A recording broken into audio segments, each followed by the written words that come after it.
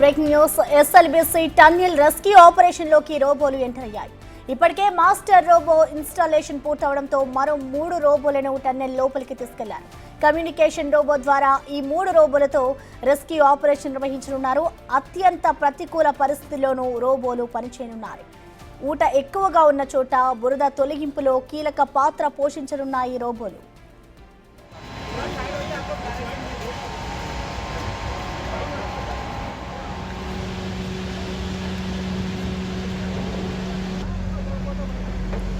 ఇక దీనిపై పూర్తి సమాచారాన్ని మా ప్రతినిధి శంకర్ అందిస్తారు. శంకర్, చెప్పండి. ఎస్ఎల్బీసీ టన్నెల్ వద్ద అయితే ప్రస్తుతం రోబోలో ఎంట్రీ అయ్యాయని చెప్పుకోవాలి. ప్రస్తుతం అక్కడ చర్యలు ఏ విధంగా కొనసాగుతున్నాయి అనుకోవచ్చు శంకర్?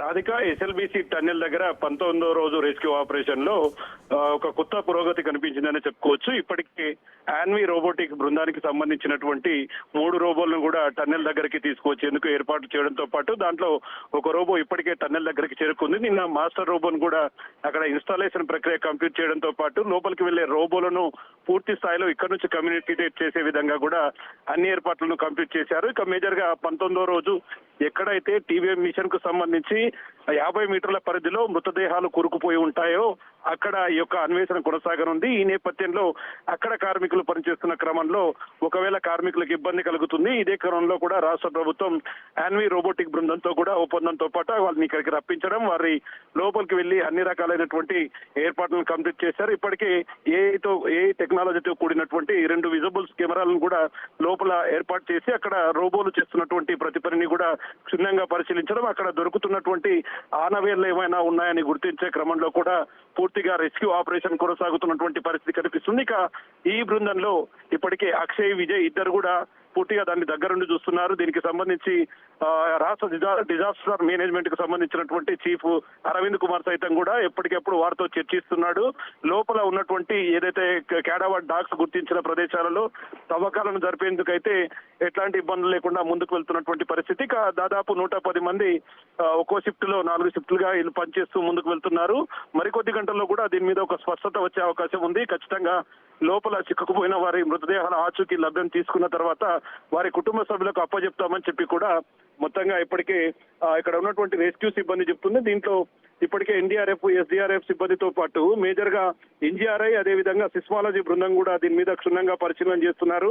లోపల భూ కదలికలకు సంబంధించినటువంటి ప్రతి అంశాన్ని అబ్జర్వ్ చేస్తూ ముందుకు వెళ్తున్నటువంటి పరిస్థితి ఇక్కడ కనిపిస్తుంది. ఏది ఏమైనప్పటికీ రెస్క్యూ ఆపరేషన్ లో ఇప్పటికే క్యాడావాడ్ డాగ్స్ గుర్తించినటువంటి D1, D2 ప్రాంతంలో గుర్ప్రీత్ సింగ్ మృతదేహం లభ్యం కాగా D1 ప్రాంతంలో కూడా తవ్వకాలు జరుపుతున్నారు. అక్కడ మేజర్ గా 9 మీటర్ల మేర మట్టి కోరుకుపోయి ఉండడంతో కష్టంగా రెస్క్యూ మారినటువంటి పరిస్థితి అక్కడ కనిపిస్తుంది. రాధిక, ముఖ్యంగా అక్కడ వస్తున్నటువంటి వాటర్ అంతా కూడా దాదాపు నిమిషానికి 5,000 లీటర్ల చొప్పున కూడా ఉబికి వస్తుంది. దీన్ని తీసే క్రమంలో రెస్క్యూ సిబ్బందికి ఎలాంటి ఇబ్బందులు తలెత్తకుండా రోబోలను రంగంలోకి దింపినటువంటి పరిస్థితి ఎస్ఎల్బీసీ టన్నెల్ దగ్గర కనిపిస్తుంది. ఇక సాయంత్రం వరకు కూడా దీని మీద ఒక అప్డేట్ వచ్చేది ఉంది.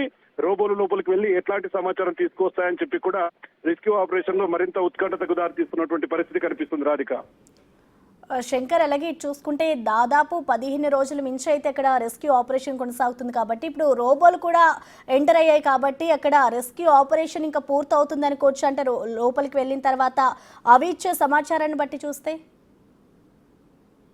ప్రస్తుతం ఇప్పటికైతే ఏదైతే రోబోటిక్ డిజాస్టర్ మేనేజ్మెంట్ కు సంబంధించినటువంటి రోబోలను ఇక్కడికి తీసుకురావడం జరిగింది.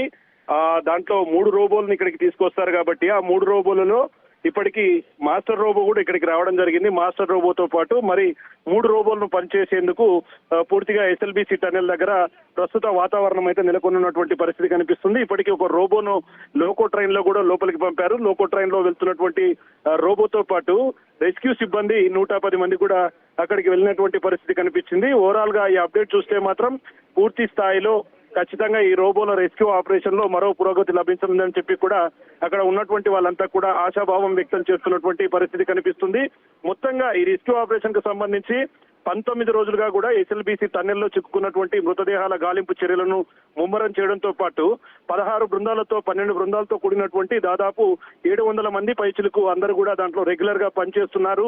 ముఖ్యంగా ఈ రెస్క్యూ ఆపరేషన్ లో ఇప్పటికే గుర్ప్రీత్ సింగ్ ను గుర్తించడంతో పాటు ఆ కుటుంబానికి 25 లక్షల రూపాయల ప్రభుత్వ నష్టపరిహారాన్ని కూడా ఇచ్చింది. మిగతా 7 మృతదేహాలను ఖచ్చితంగా తీసుకువస్తాము, ఇదే క్రమంలో రాష్ట్ర ముఖ్యమంత్రి రేవంత్ రెడ్డి కూడా ఉత్తమ్ కుమార్ రెడ్డితో పాటు సమీక్షా సమావేశాలు నిర్వహిస్తున్నాడు. ఎప్పటికప్పుడు దీన్ని అప్డేట్ తీసుకుంటూ ముందుకు వెళ్తున్నటువంటి పరిస్థితి కనిపిస్తుంది. ఇక ఈ యొక్క రోబోటిక్ ఏదైతే రోబోలు ఎంటర్ అయ్యాయో దానికి సంబంధించినటువంటి బృందం 6 మంది బృందం కూడా దీన్ని క్లోజ్ గా అబ్జర్వ్ చేస్తున్నారు. ఎందుకంటే కేడావర్ గుర్తించిన ప్రాంతాల్లో మట్టి తీసే క్రమంలో ఎక్కడైనా మట్టి పూర్తిగా కూలిపోతే అక్కడ పనిచేస్తున్న వారి మీద పడితే తిరిగి మళ్ళీ ఒక ప్రమాదాలు చోటు చేసుకుంటాయి. కాబట్టి రోబోల ద్వారా దీన్ని సక్సెస్ఫుల్ గా రన్ చేసి రెస్క్యూ ఆపరేషన్ లో పురోగతి సాధించే విధంగా ప్రభుత్వం ముందుకు వెళ్తున్నటువంటి పరిస్థితి కనిపిస్తుంది ప్రస్తుతం.